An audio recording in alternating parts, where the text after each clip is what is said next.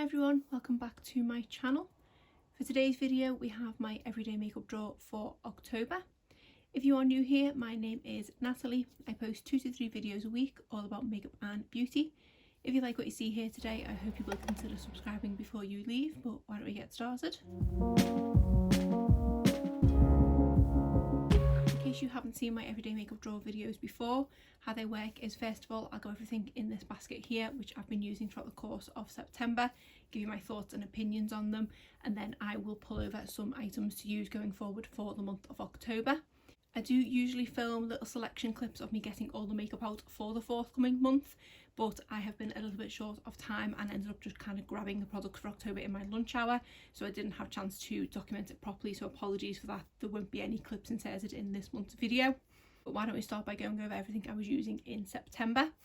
September was definitely a very different month than I'm used to when it comes to my makeup use. It is my first time back in the office in 18 months, if not slightly longer. I am doing kind of partial, a few days a week working from home, a few days a week in the office. I did have a couple of events and things in September as well, so I did have to approach what makeup I chose very differently. Some choices I made correctly, some not the best, but let me go through everything and let you know. As always, I do have the Smashbox Photo Finish Primer Water in here. This is a product that is in my project pan for 2021. And it is the case of, if I didn't keep it in here, I would forget to reach for it. I don't think I reached for it an awful lot in September, but I did use it a couple of times. It is a product that I do enjoy using more in the summer because it is really refreshing. I do want to see how much more use I can get out of it before the end of the year, so this one will be staying in here for the next few months. It is a really nice product, so it is really nice and refreshing. I don't notice anything sort of longevity wise on makeup and things, but it's nice to actually use it. For another primer that I had was this one from the brand Avant. This one does have remnants of concealer on it. I don't know if you can see the state of my concealer here, but it has been leaking terribly. It just seems to be a regular occurrence in these videos now, because I think for the last 3 or 4 months the concealers that I've had in here, which have all been different concealers, have all leaked and gone a little bit everywhere. I know it is currently lying down, but I do usually store it upright, so I don't understand why it's leaking. But anyway, back to this primer. This is a product that I thought I hadn't tried before, but when I went to use it in September, I noticed that there was quite a bit of air in the product and there was no seal on the top of it, so I do think I have briefly tried this in the past. It's an okay primer. I know based on this brand this is probably going to be a really expensive product.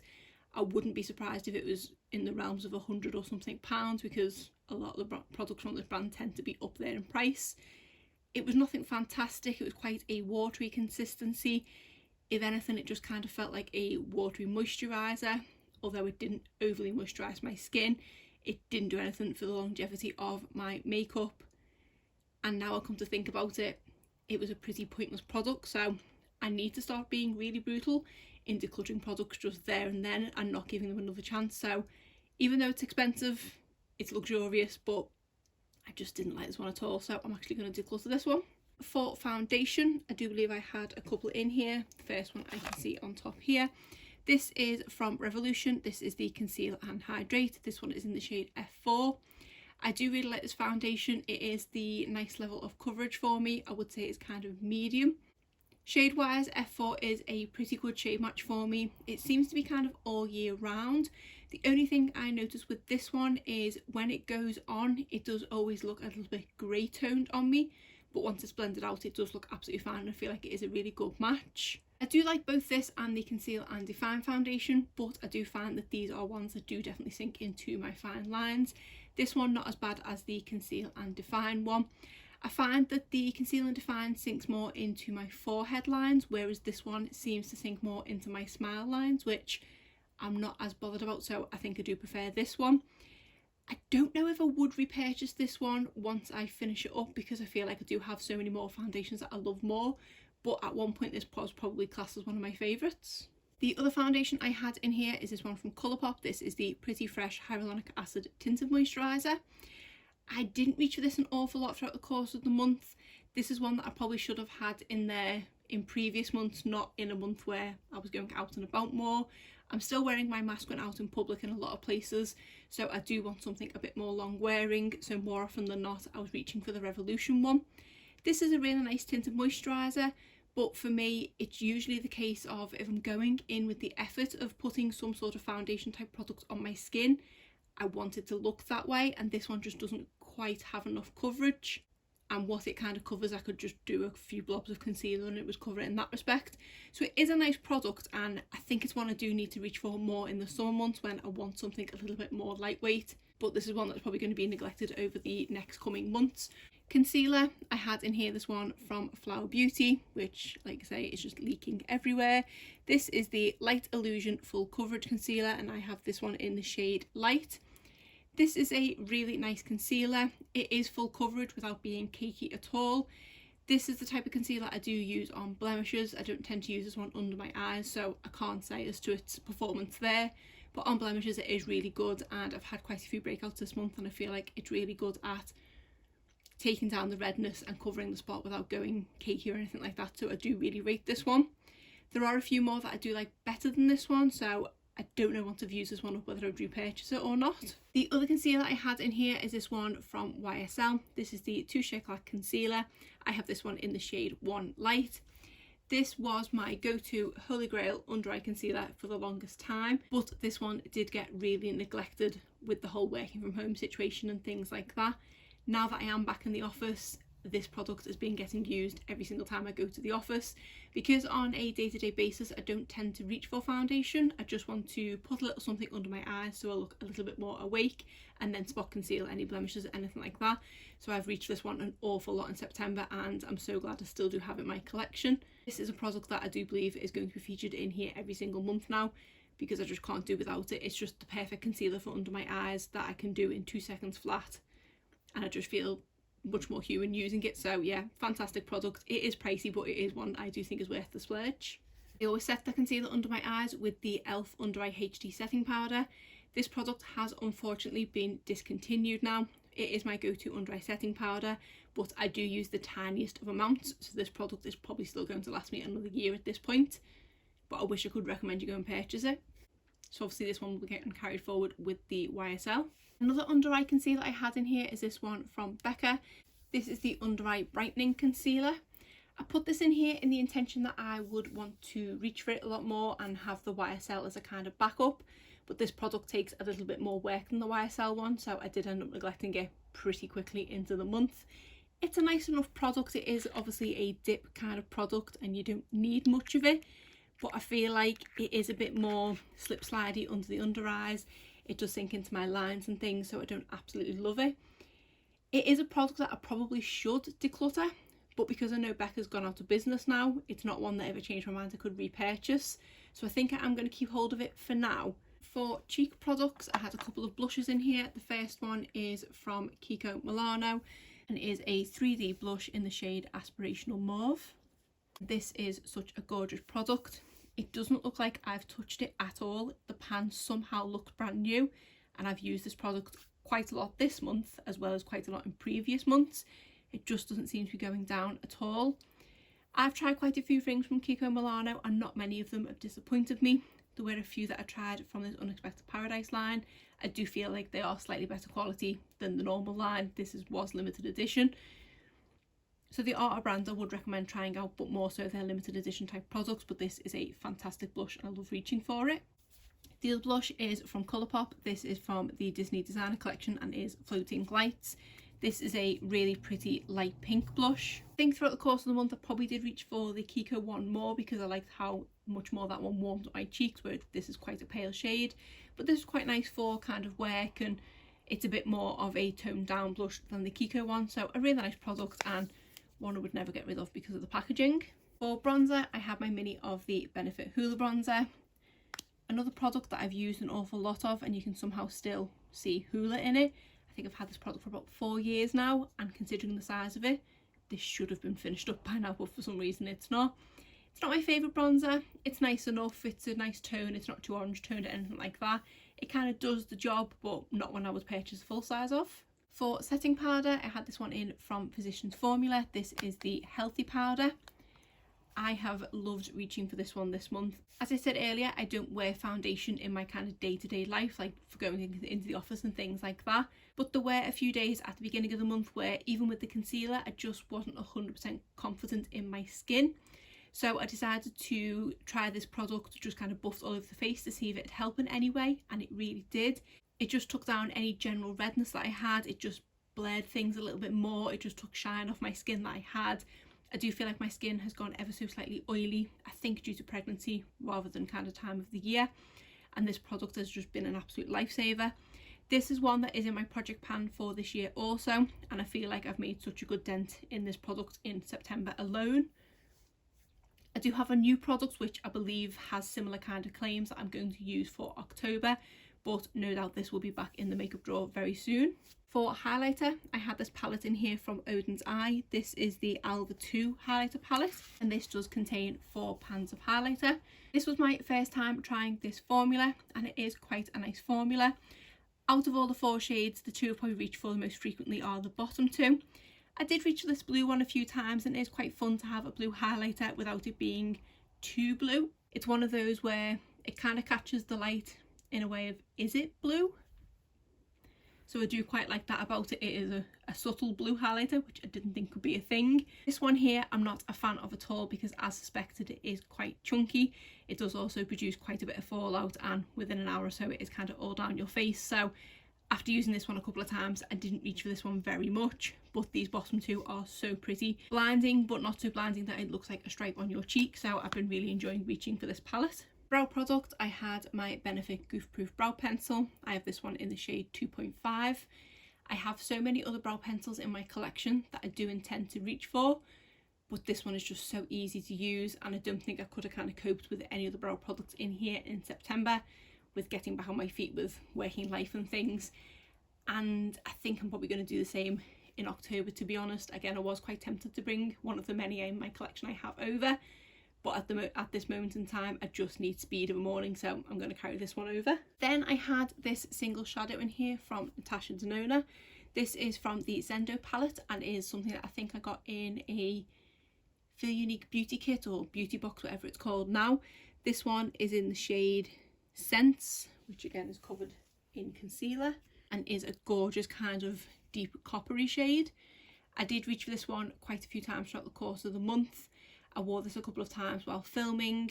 I think I might have used this as a kind of topper on a night out. I've also kind of used it for a day in the office as well, even though it might have been a bit too over the top for a day in the office, but it did last well throughout the course of the day, so I have been really impressed using this. Then all we have left is mascaras and lipsticks, so I'll go over the mascaras first. The first one is this Lights Camera Lashes mascara from Tarte. This is a mascara that always ends up in my collection because of purchases and things I make from Tarte throughout the year. I always end up either one of these as a freebie or birthday gift or point purchase thing. I just always seem to have one of these. And it's not my favourite mascara, but it's just okay. It's an okay everyday one. I think I've had this one open long enough now, and I did use it a few times throughout the course of the month that I can call it a day with this one. It's one I don't think I'd ever purchase a full size of, but I will happily use it whenever it crosses my path, which, as I say, seems to be constantly. So this one is an empty. Then I tried this one from Bite Beauty. This is the Upswing Full Volume Mascara. I'm on the fence with this mascara in that I did like it, I just didn't love the packaging. Because this bit of the handle is quite short and also this is quite wide, I found it really hard to get into all my lashes. The brush itself is great and it is a really nice length that it does kind of fill most of my eye, but I found that I ended up kind of scratching myself with the edge of this to get right into the root of my eyelashes. Obviously that wouldn't be an issue with the full size, but because this is quite a pricey mascara, I don't know if I loved it enough to purchase the full size. It's one that I kind of would never say never, like perhaps if it was on sale in the future I'd give it a go because I did quite enjoy it. I did like the effect, it did give length as well as volume and it did lift my lashes. But it was just the packaging of this which put me off it, which is a bit of a shame. So I haven't used all the products up in here and I did only open it in September, so can use some more product in here, but I just don't know whether I want to purchase the full size or not. There is one that I'm actually planning to try in October, which may be the decider on that. Then I tried this one from Wet n Wild. This is the Big Popper mascara. This is one of those mascaras that I think is going to get better with age because it is quite a wet formula. When you take the brush out hopefully it'll prove me right. There we go. It does come out with a big glob of product on the end of the brush, so you do always have to wipe it down before using it.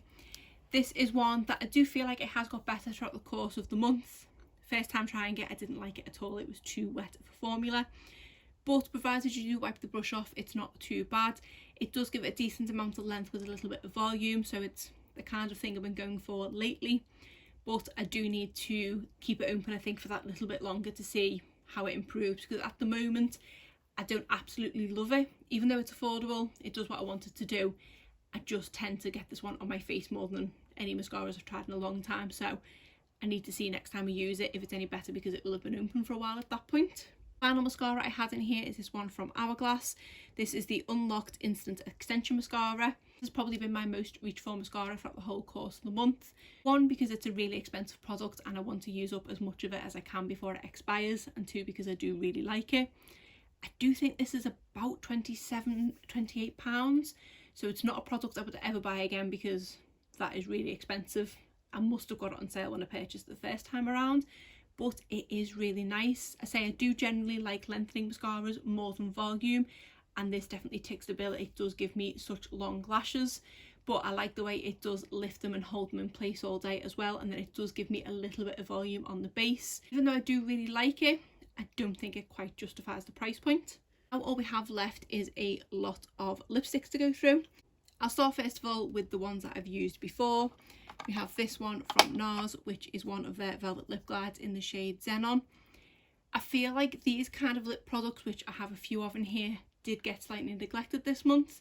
I do usually have them sitting on my desk at home at some point, but I feel like because I was wearing liquid lipstick more and more long wearing lipsticks on my then days off from makeup, as it were, when I'm working from home, I just didn't feel the need to reach for lipstick as much. When I was constantly working from home, I feel like I put it on to feel more normal and to feel more put together, but because I have had a kind of taste of normality this month, I just didn't feel like I needed to reach for it at home as much anymore. So yeah, this and a few other kind of products like this in here have been neglected. This is a nice enough lip product, not one I'd repurchase again because it's not long lasting at all, but it is really nice and comfortable on the lips. The one that falls into that category is this lip oil from e.l.f. This one is in the shade Mocha Kiss. Again, really comfortable, doesn't last long on the lips, is really nice and moisturising.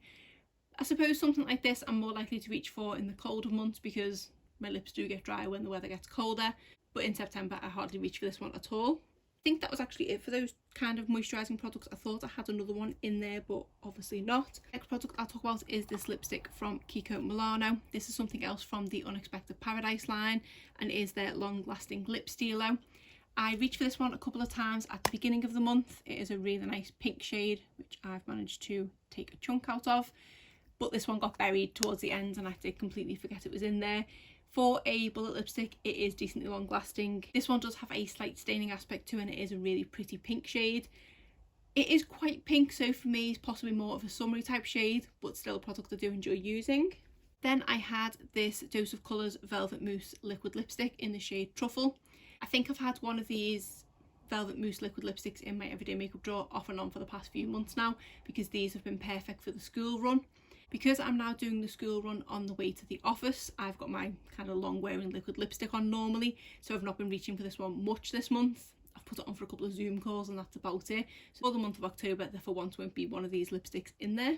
Next, I tried a lip gloss from Mcgrath. This is one of the Lust glosses in the shade Sunset Rose. I was really excited to give this one a try because I had heard good things about this gloss formula. And whilst it was nice, I don't feel like it was anything fantastic. I personally do like my lip glosses to be quite pigmented, and I found that this one was quite sheer. It also did have quite a bit of shimmer to it. In the tube you can see it is slightly reflective, although possibly not on camera, but it was more shimmery on the lips than I had anticipated, and I don't really like shimmery glosses either. So whilst it was nice and comfortable, it wasn't sticky or anything like that, and it did stay in place quite well for a gloss. It just wasn't my personal preference, but I will obviously happily use it up because I'm not going to be decluttering a Pat McGrath gloss anytime soon. I had this lip liner that I was pairing it with. This is from the brand Delilah. This is in the shade Pout. This is a really nice lip liner. Not a brand I'd heard of before until I got this in a Latest in Beauty box, but it is really nice and it is a gorgeous kind of deep pink shade. As you can see, it's been well used, and this one is decently long lasting, so I did pair this one quite a lot with the gloss because, say, the gloss wasn't pigmented, so I did need something underneath it. Then I tried this liquid lipstick formula from e.l.f. This is one in the shade Praline. I wasn't a huge fan of this one, if I'm honest, because it was quite drying. It was one that after a matter of time it did go slightly kind of crusty on the lips, but even though e.l.f. are really good, I still don't always expect the best of them, especially when it comes to their kind of old school products that they've had around for a while. I don't think I hate it enough that I'd declutter it, but I didn't overly enjoy reaching for it, but the shade was quite nice. I have this liquid lipstick in here from Ofra. This one is in the shade Oh My Rai Rai. I believe is in collaboration with Madison Miller. One of my most reached for lipsticks in the month, as are the rest that are left here. Really long lasting, really comfortable, absolutely gorgeous deep pink shade. Then I tried this lipstick from Bite Beauty. This is one of their Power Move Creamy Matte Lip Crayons, and this one is in the shade Leche. It is an absolutely gorgeous shade. These ones apply really nicely. They do have that kind of shape, and they do also have a sharpener on the bottom, which I haven't actually used because I feel like this is sharp enough, as it were, to apply the product. It goes on really well. I feel like it does fit the bill that it says it's a creamy matte, in that it does glide on the lips, but that it stays in place like a matte, even though it doesn't really dry down. And for this kind of product, it is decently long lasting, even under a mask. My only issue I have with this one is when I first opened it, I didn't have any issues with scent or anything like that. It just appeared to be kind of like an unscented product. But towards the end of the month of me using it, it did get that slight crayon type scent to it. So I'm going to have to keep an eye on this one, because I don't know why that was the case, or maybe it was just one day my scent smell was stronger than another day, I don't know. But I think it was the last 2 times I used it and noticed that it had a scent which I hadn't noticed before. So fingers crossed it's not gone bad, because obviously I've only just opened it in September. But I am really glad I got to try one of these, and if the smell's not going to be an issue and it's just me being strange, then perhaps I would pick more of these up, because it is a really nice formula. Finally, we have one of these Superstay ink crayons from Maybelline. This one is in the shade Lead the Way. I remember when I very first tried these, I was slightly disappointed with them because they weren't as long lasting as the liquid lipsticks, but now I appreciate this product so much more because it is more comfortable on the lips. Whilst the Superstay matte inks, or whatever they're called, are comfortable and I'm used to the way they apply and the way they're kind of still sticky throughout the course of the day, this one is one of those that you don't really feel like you have it on your lips, but it stays in place so well. This is one that I've probably reached for most this month, and I've had it under a mask in the office and things, and it has just stayed in place. And even at the end of a long 8 or 9 hour work day, I can still see it on the outside of my lips. It has stayed in place, sort of like a lip liner, but because of the shade it doesn't look too out of place. So I absolutely love these, and kind of feel like I want to pick more shades up because I think they have more shades than when I first purchased this one. But this is my kind of perfect pinky nude shade. So that is the basket empty once more. I've just cleaned the remains of concealer out of there. So now I'll go through and show you the items that I'm going to use for the month of October. Starting first of all with primer. I'm going to use this one from Smashbox. This is the original Photo Finish Smooth and Blur Primer. This is a fantastic primer that does smooth and blur everything, but also does make your foundation last that little bit longer.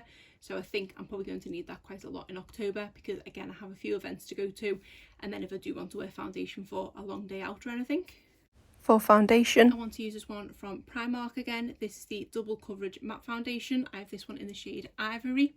This one is supposed to be a dupe for the Estee Lauder Double Wear, which I know I do have a full size of in my collection now, but the shade I have is ever so slightly too dark for me, so wouldn't be the best for the colder months. It took me so long to finally get around to purchase the Estee Lauder foundation, to then realise that the shade was a little bit too dark was slightly disappointing, whereas this is pretty much as good of a formula for a fraction of a price, and the shade match on this one is a lot better. I say I do have a couple of events coming up in October where I need to wear my makeup all day long, so this is one I know I can rely on, especially paired with that primer. Another foundation, I want to put this one back in from Colourpop. This is the Pretty Fresh Hyaluronic Hydrating Foundation. Because my skin does get slightly drier in the colder months, this one's probably going to be perfect now that the weather is starting to turn. And this is another one that is also quite reliable. It's just not quite as long wearing as the one from Primark. and I have this one in the shade Light 55N. For setting powder, I want to give this new one I got from Dior ago. This is the Face and Body Powder No Powder. I'm hoping it is going to be similar to the one from Physicians Formula in that it's going to have kind of blurring aspects to it.